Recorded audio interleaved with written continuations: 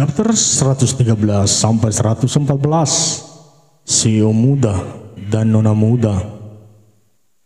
Sejak tindakan Aditya kepadanya, Karina merasa sangat terpukul dan merasa terhina. Ia merasa dirinya sudah ternoda karena jamahan tangan bejat Aditya. Karina masih terduduk menunduk di bawah ujung kasur. Ia menenggelamkan wajahnya dalam tekukan kedua lututnya. Waktu beranjak malam, wanita itu masih tenggelam dalam kegelapan. Gelap seperti sahabat terbaiknya saat itu. Ia kembali menggila melucuti semua kain yang menempel di tubuhnya. Rasa kesal, jijik dan sedih bercampur dalam tingkah anehnya. Aku sudah tak suci lagi, ujarnya menyobek kembali ke meja dan melepaskannya. Dasar tubuh kotor, ujarnya menarik kuat berat dan membuangnya sembarang. Aku benci kamu, aku benci tubuh kotorku. Racaunya membuka rok span dan underwear. Karina masih menangis seduh. Dengan tubuh tanpa sehelai kain, ia berjalan dan memasuki walk-in closet. Dengan langkah lemah, ia memasuki bathtub dan memutar deras air shower mengguyur dirinya. Dengan pikiran membersihkan tubuhnya dari bekas sentuhan Aditya. Kotor, hanya kata itu yang terucap dari mulutnya, dan kemudian tangisnya pun pecah di antara guyuran air. Karina merebahkan tubuhnya dalam bathtub dan duduk merangkul kedua lututnya. Kembali ia menenggelamkan wajahnya yang penuh air mata dalam tekukan lututnya. Geral yang sudah mendapat kabar dari Laura segera mengajak Romy bertolak ke Paris dengan pesawat jet pribadi miliknya yang sudah siap sedia di landasan pribadinya. Hedrick, tolong kamu urus warga negara India bernama Dr. Aditya. Tutup penerbangannya hari ini. Jangan sampai dia meloloskan diri, ujar Romy lewat sambungan selulernya. Geral masih fokus pada jalan di depannya. Ia pun menambah kecepatan mobil sport likan itu demi segera mencapai landasan pribadinya. Lo tenangin diri, G, nasihat Romy melihat tatapan membunuh Geral. Bajingan itu berani-beraninya. Dia harus mati, Rom. Hukum pasti akan dijalani. Tapi membunuhnya bukan pilihan baik, G. Ingat, kita sedang di negara orang. Ada aturan kepolisian yang harus kita patuhi. Saran gue, lu fokus dulu sama Karina. Gadis itu pasti terguncang. Urusan Aditya serahin ke gue, tutur Romy. Geral semakin melaju mobil lincah itu. Tubuhnya sudah dibungkus amarah dan kecemasan kepada Karina dan sikap Aditya. Setiba di lanut pribadinya, beberapa pengawal segera menyambutnya. Tak membuang waktu, lelaki tegap itu segera berjalan anggun menuju badan pesawatnya, beriringan dengan Romy. Seorang pramugari cantik sudah menyambut di depan pintu kabin. Wanita itu semakin longkot yang disodorkan Geral kepadanya, lalu duduk menyilang kaki di kursi penumpang. Matanya masih menatap lepas ke sembarangan. Alam pikirannya berpelisir ke arah Karina. Romy benar, bukan Aditya yang aku cemaskan tapi Karina. Mental wanita itu pasti terguncang sekarang. Salah keputusan dia, bisa bunuh diri. Malam itu, Geral tiba di landasannya. Sesegera ia memasuki mobil Jaguar Sport yang sudah berpos di bibir jalan. Romy lebih memilih langsung ke kantor kepolisian Paris. Keduanya pun berpisah di bandara. Beberapa menit Laura sudah tenang mendapati lampu sorot mobil Geral memasuki halaman rumah pribadinya. Wanita itu segera berlari ke pintu depan dan menyambut kedatangan Geral. Karina manalah? Laura hanya menjawab Geral dengan tunjukan ekor matanya yang memutar ke arah kamar Geral. Pandangan Geral mengikuti kode itu. Ia pun mengangguk dan berlari menaiki tangga menemui Karina. Laura kembali fokus pada si kecil Megan di kamarnya. Perlahan Geral memutar gagang pintu kamarnya dan mempertajam penglihatannya karena keadaan di dalam kamar yang masih tak bercahaya. Geralt mengangkat berat kakinya. Tangannya kini sudah menyentuh saklar lampu agar mempermudah pandangannya. Saat cahaya dari lampu kamar menyala, ia terkejut mendapati keadaan ruangan yang berantakan, tak beraturan. Dengan langkah pelan, namun pasti ia terus berjalan. Matanya semakin membulat pada sebuah sobekan kain yang tergeletak di lantai bersama dengan beberapa pakaian dalam milik Karina. Suara guyuran air keran dan isakan tangis Karina mengalihkan pikirannya. Ya Tuhan, aku tidak bisa membayangkan bagaimana wanita itu disakiti sedemikian hingga seperti ini. Aditya, kau harus membayar berlipat-lipat atas perbuatanmu ini, gumam Geralt. Karina, panggilnya dengan suara pelan. Tangan Geralt sudah memutar gagang pintu kamar mandi dan mulai menapaki walk-in closet miliknya. Dengan gesit tangannya menyambar handuk kimono yang bergelantungan di gantungan kamar mandi. Ia terkejut menemukan Karina meringkuk dalam bak mandi. Karina, baginya lagi seraya menutupi tubuh wanita itu dengan handuk yang dibawanya tadi. Perlahan Geralt mengangkat dan memapah Karina ke kamar.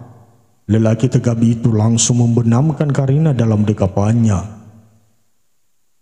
Tangannya tak henti-hentinya mengelus punggung wanita itu agar ia merasa tenang. Namun bukan diam yang ditangkap Geralt, karena semakin meninggikan suara isakan tangisnya. Sudahlah Karina, sudah. Aku sudah di sini. Kamu aman sekarang. Sudahlah, ujarnya menenangkan wanita itu di tepian ranjang. Aku sudah kotor, Ge. Aku udah gak suci lagi. Hihihihi. Sudahlah, semua sudah berlalu. Sekarang kamu tenangin diri. Aku gak bisa terima ini semua, Ge. Tubuhku penuh dengan bekas. Aditya, liriknya diantara isakan. Tangan Geralt masih merangkul tubuh gemetar Karina. Telapak tangan kuat itu masih menepuk pelan pundak wanita yang tengah ketakutan itu. Lama ia menemani Karina dalam remang-remang, hingga tak terasa wanita itu kini memejamkan mata, merasakan ketenangan berada di sisi suaminya itu. Sesekali Geralt mendengkus lepas dan merasa yakin Karina sudah tenang. Ia pun merebahkan tubuh wanita itu pelan. Geralt mengecup ujung kepala Karina, lalu beranjak ke kamar sebelah kamarnya menemui Megan. Sayang, ini Papa. Maaf ya anakku. Papa dan Mama seharian meninggalkanmu.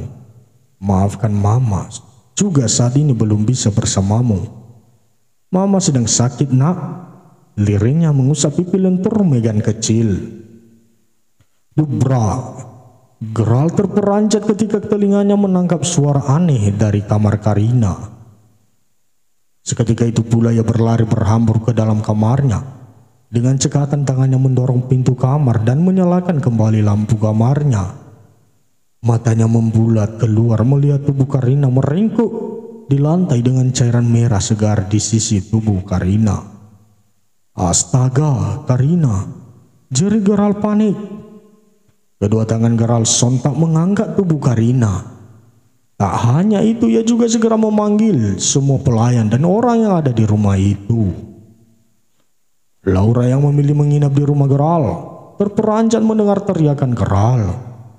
Diem, panggil supir, siapkan mobil.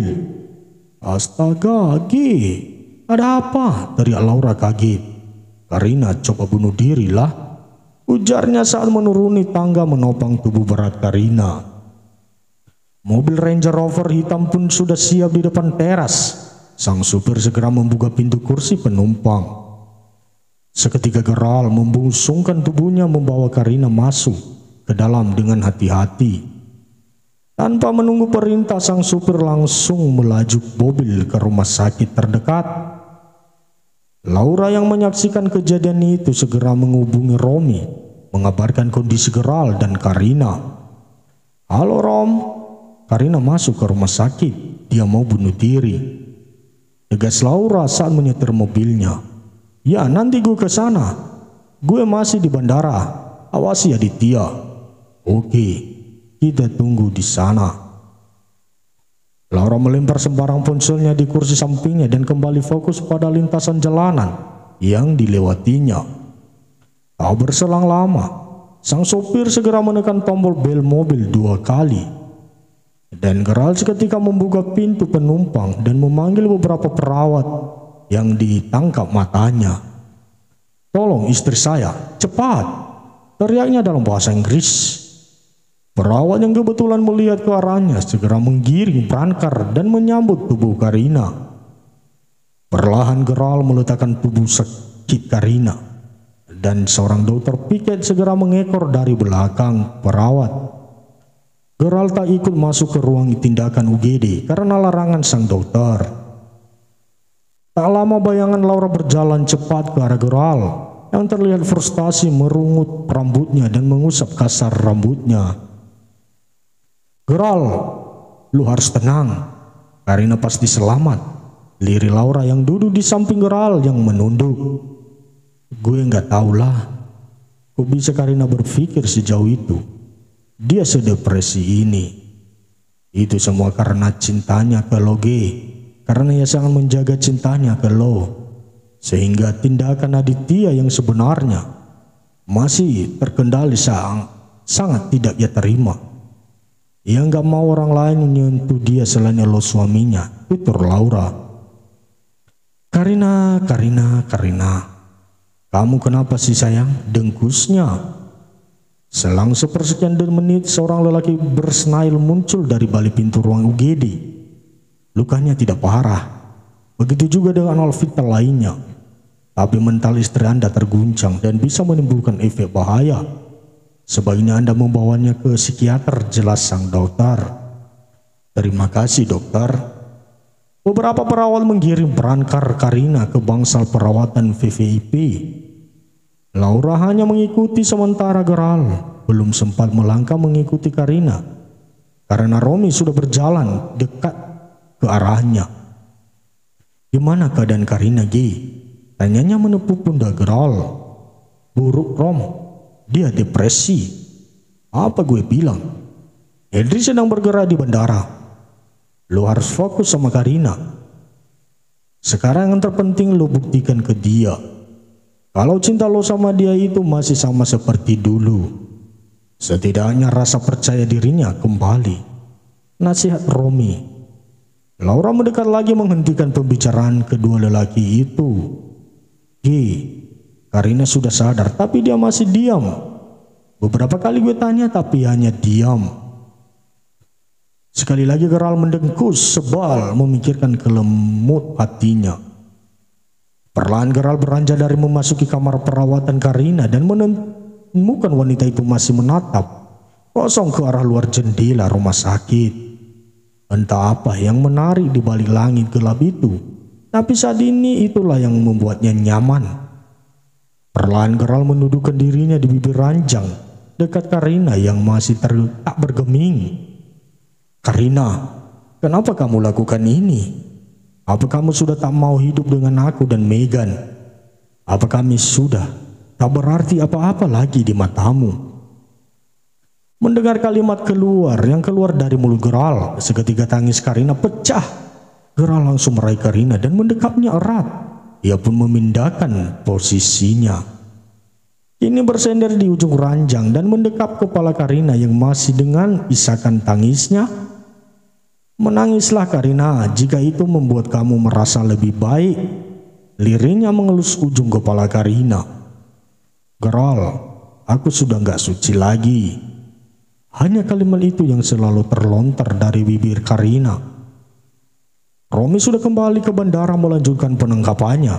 Sementara Laura segera kembali ke rumah Gerald untuk menjaga Megan. Gerald kini fokus menemani Karina di rumah sakit hingga mental wanita itu benar-benar pulih. Pikirannya jauh lebih ke keadaan bayinya yang seharian penuh tak mendapat perhatian ayah dan ibunya. Namun, ia juga tak bisa meninggalkan Karina dalam keadaan terguncang. Ia khawatir Karina bisa melakukan hal yang lebih nekat lagi.